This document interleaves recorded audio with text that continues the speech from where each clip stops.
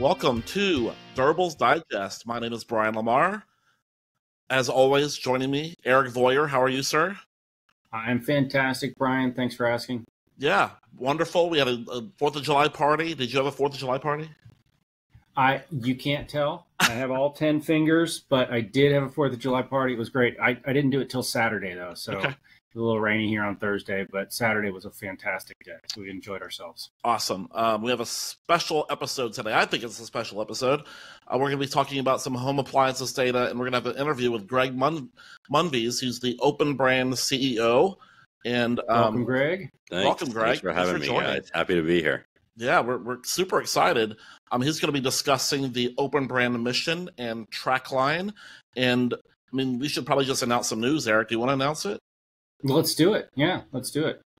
So big news, you'll be seeing this today if you haven't already seen it. The OpenBrand has acquired TraQline. We're very excited about the opportunity that it's going to provide us in terms of resources and the fantastic set of data that OpenBrand brings to the table. And I know Greg is going to talk a little bit more about that here in a little bit, but we are really, really excited about the future.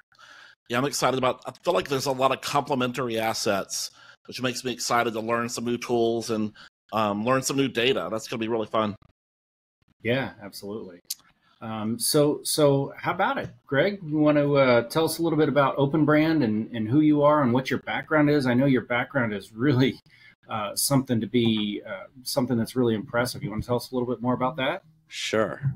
Thanks for having me on the podcast, guys. Really happy to be here. My background started at a company called 1010 Data. We were one of the first big data analytics platforms and market intelligence as a service platforms out there. We served Wall Street firms. We served very large retailers and consumer brands as well. I did that for about 16 years, led the company as president and CEO. And today I'm here as part of OpenBrand and bringing in TraQline to the OpenBrand family. And we're really excited to talk to you guys about that today. Excellent. Cool. Yeah, maybe tell us a little bit before we get into the tough questions. Maybe your personal background. Where are you from? Did you go to school? Hobbies? Anything interesting? Facts that we should know? Yeah, I'm from New York originally. Kind of grew up half in Manhattan, half in Long Island. Live in Long Island now with my family. I have 2 young boys. Spend most of my free time with them, hanging out, playing sports, anything to help them have a good time, take care of them. And when I'm not doing that, I like to ski, like to play golf, go to the beach, all the usual stuff. What's the sport of choice with the boys right now? Their sport of choice is basketball, which keeps me in shape, I guess. Basketball. You got to keep up. Yeah. You got to keep up. Brilliant. So, one of the things that we've done, and knowing that we're going to work together, is obviously we've started trying to learn a little bit more about OpenBrand. We've tried to learn a little bit more about your company and you yourself. And one of the things that I noticed, I'm going to use this as a transition into the data bites, is that you recently posted something about Bosch's bid for Whirlpool. And that's kind of big news because Whirlpool is the largest, when you look at all their brands combined, the largest major appliance brand here in the U.S. And that's slightly behind Samsung. I've got the data here. It simply says that Whirlpool is really the leading manufacturer. They've got 27.4% unit share. And then their dollar share is about 25%, where Samsung's 20% on the dollar share side. So Samsung's a huge manufacturer. You posted about it. You said it would reshape the dynamics in home appliances. We're just kind of wondering if you could tell us a little bit about what you mean by reshaping those dynamics. Sure. Well, first off, it creates one very, very, very large home appliance company. Bosch is obviously very big in Europe. Whirlpool, as you just mentioned, is enormous in the U.S., especially when you bring all of their brands together. I think you can expect to see, more Bosch if this happens in the U.S. In the U.S. predominantly, I think they're mostly dishwasher focused. I think you could end up seeing more of their portfolio come over here and potentially see some growth of the Whirlpool brands in Europe as well. In addition, just given their size, I'd expect them to kind of win more share of shelf, more share of voice, and share of mind from the consumer as well. So I think there'll be a lot of opportunity if they end up joining forces. They would really be able to leverage those relationships that Whirlpool has with the existing retailers right now and leverage those to get their products in the door. So that's going to be interesting. And then, the manufacturing and all of that, if it happens, it'll be kind of cool to see. Your thoughts, Brian? Yeah, the same thing. It's interesting to see what Bosch will bring to the U.S. market and vice versa, what potentially Whirlpool Maytag brings to a European market. It's pretty interesting to me to see what happens, how that plays out. Bosch also has some very high-end brands like Thermador and Gaggenau, so kind of the combination kind of increases the range of brands across both companies. Yeah, and those are, as you guys probably know, those are higher end brands that compete with the monograms. I guess if you're Gaggenau, you're saying you're probably not competing with the monograms. But yeah, those are the higher end brands and some really solid products. If you look overall at Bosch's market share across total majors, it's 2% for Bosch. Now, obviously they make a lot of different appliances, most of them. Whirlpool's brand itself is about 15%, and that's dollars. So, the combination isn't going to build a huge of Whirlpool brand and Bosch brand, but again, it's adding in those ancillary brands that are really going to help propel them forward. So it'll be interesting to see. Brian, Bosch's dishwasher close rate. I'm going to give you 3 options. You might already know the answer. 11%, 33%, 62%. This is Bosch's close rate? Yeah, this is the number of people who go in and consider a Bosch dishwasher, but they end up buying it. I would assume it's pretty high, given that if you're considering Bosch as a premium product, you're probably going to buy it. So whatever the highest number was. All right, what was it? 60? 70? 60? 60, yeah, 62%. Okay. Yep. And actually, Whirlpool has a higher close rate at about 66%. Oh, wow. So I was a little bit surprised to see that on dishwashers. So anyway, that's kind of interesting for there. But, that's kind of it for Data Bytes, unless, Brian, you had some other thoughts you wanted to jump I don't. Let's jump into asking some tough questions. Let's do it. You want to go first? Sure. You came to the office last week. It was great to meet you and part of the team. Love to maybe talk more about what the OpenBrand mission is, which you talked about a little bit last week, but love it for our listeners as well. Sure. Well, OpenBrand is a real-time market intelligence platform for brands to leverage data and AI-driven insights. So that's kind of the OpenBrand mission. And I'd say, kind of following that up, we kind of envision a world where brands leverage timely data, AI-driven insights, and market research to beat the competition and win their market. And what about the name? So OpenBrand is an interesting name. What does that mean? Yeah, so OpenBrand is a new name. And really, we wanted a name that helped kind of connote opening up access to data and information and bringing lots of insights to our customers. And we join a portfolio, which is interesting to me. Probably most of our listeners have heard of, hopefully, Gap Intelligence. And would you say this is a kind of a complementary piece of a puzzle of these 3 companies that are now kind of becoming one? Yeah. So, we're here to help companies understand why they're winning and losing market share. That's how we started this thing. And we're on a mission to collect all the information they're going to need to do that.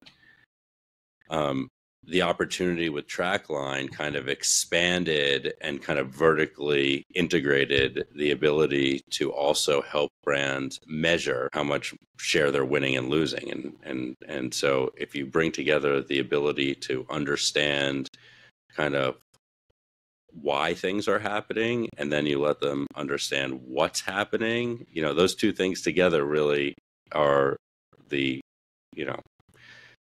golden keys to win more market share. Yeah, and I don't want to jump the gun, but ultimately the next step in that is you've got what happened, right? Why did it happen?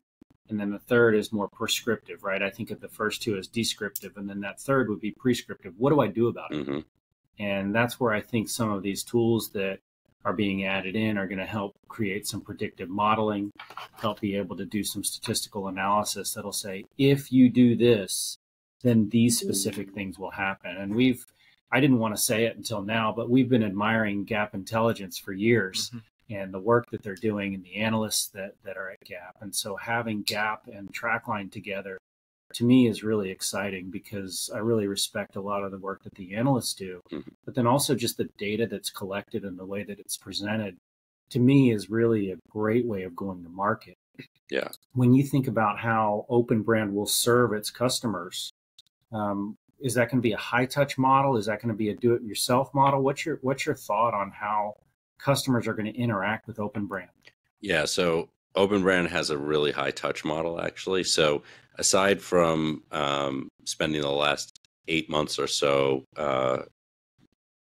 revamping all of our technology, all of our analytics, our platform to deliver insights to customers, we've also evolved the customer success model quite a bit. So we have a model where we have a team of market intelligence analysts that work with all of the big data that we collect from all over the place every day, every week, every month.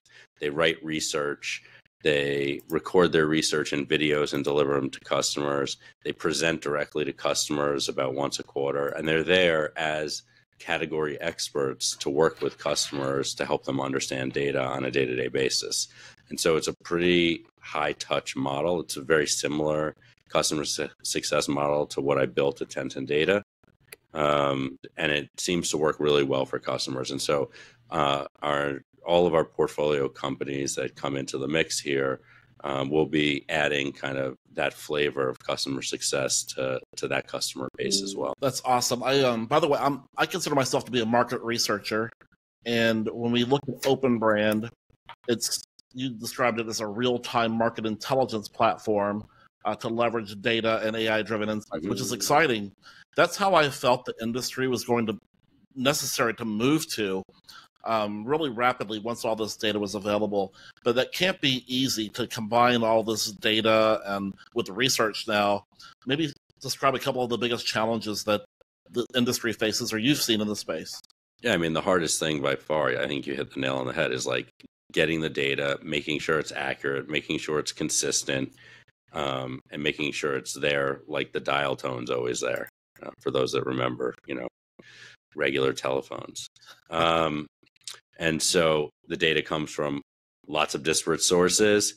Some of it comes in monthly, some of it comes in weekly, some of it comes in daily, and some of it comes in same day. And so just having all the technology, all of the collection processes to do that. We actually had to invent some new technology to improve our collection to kind of meet the standards that we were looking to meet. So now we have optical processing capabilities that leverage, computer vision and OCR and AI to make sure that we can deliver, that real-time information insight to our customers. So just getting all of that technology, all the analytics, all the process, all the QA, QC, and the delivery mechanisms set is quite a bit of work.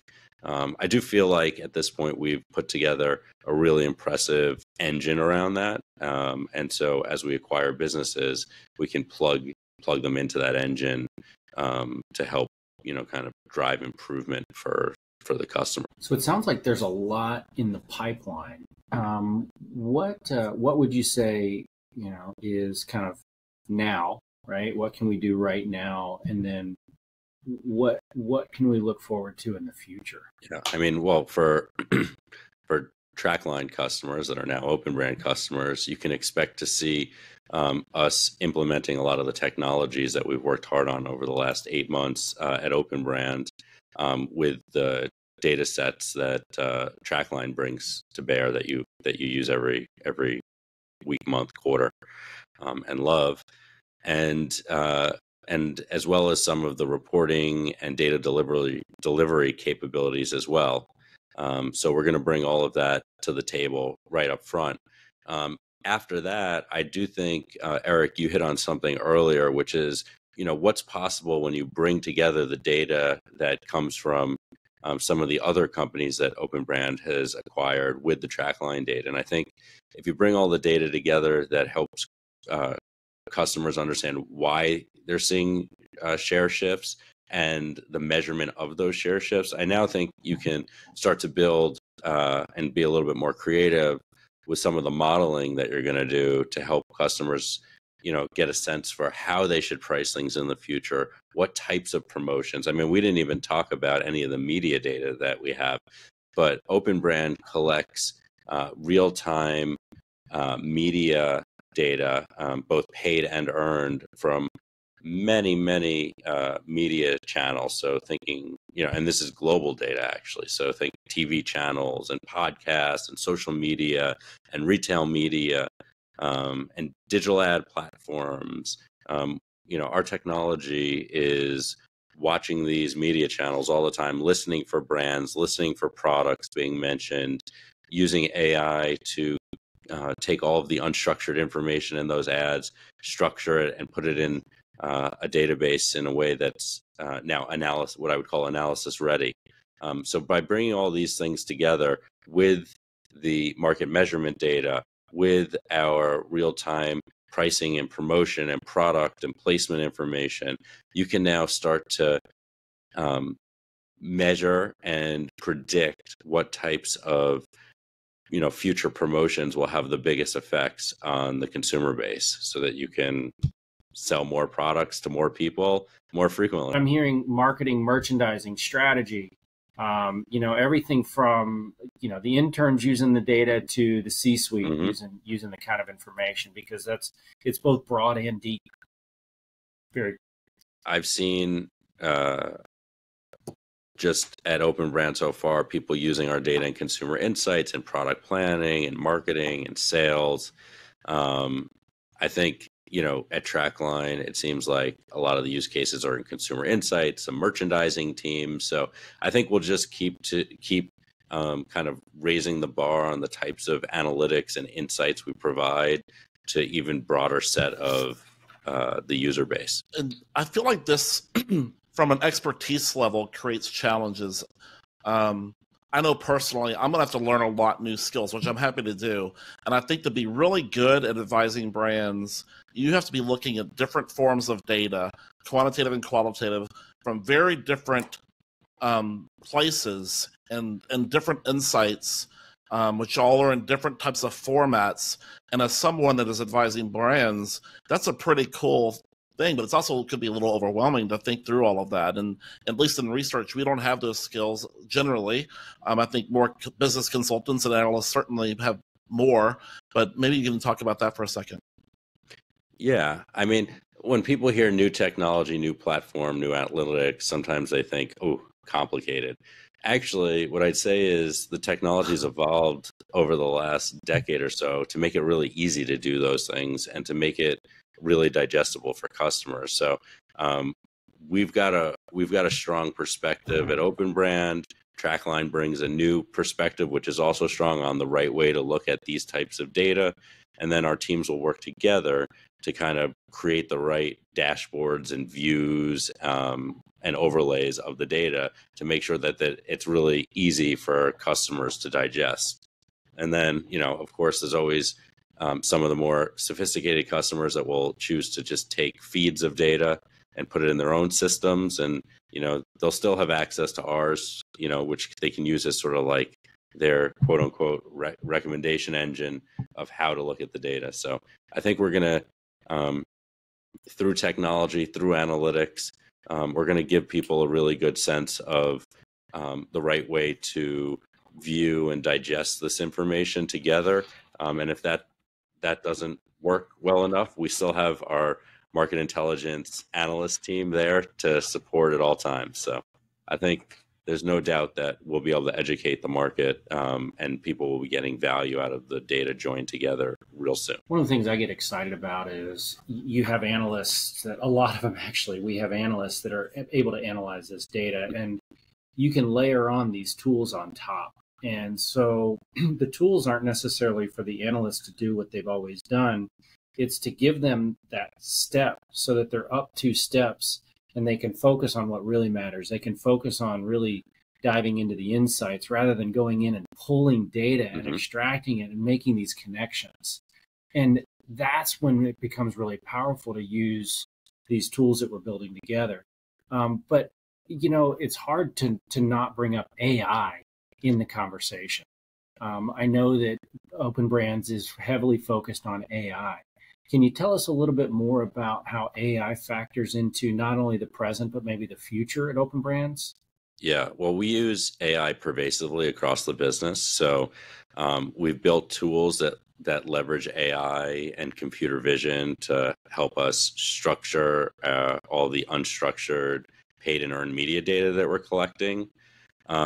We use AI now to help our analysts deliver cutting edge research to our customers. So before, it's kind of like you just mentioned, they had to sift through all the data themselves, and they had to write every market intelligence report and do all the analysis for any analyst spotlight video from scratch every single time. We have all our data now connected to ChatGPT and other tools so that they can get first cuts of things written for them. They can get help coming up with kind of pithy subject lines that catch customer and prospect attention. And then we give them access. We give everyone in our company access to ChatGPT so that they can use it just as their own research tool. The same way they may have done primary research themselves using Google and other things in the past, they can now use ChatGPT to just kind of accelerate their learning. And I use it all the time as well. It's really been tremendous for me. I see that only accelerating as time goes on. You talk a lot about AI and innovation and efficiencies. It kind of appears that's the cost of entry to be really good at serving our clients now in this modern age of digital and so much data. Where does the future go with all of this? Is it just more data? Is it more expertise? Is it better dashboards like we're building?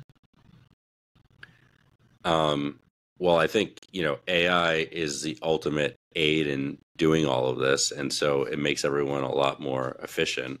I haven't really seen it replacing anyone yet, but it's sort of, 5Xing people, which I think is fantastic. It's just the rate at which we can keep developing stuff for clients, keep delivering, actionable insights for them so that they can win more.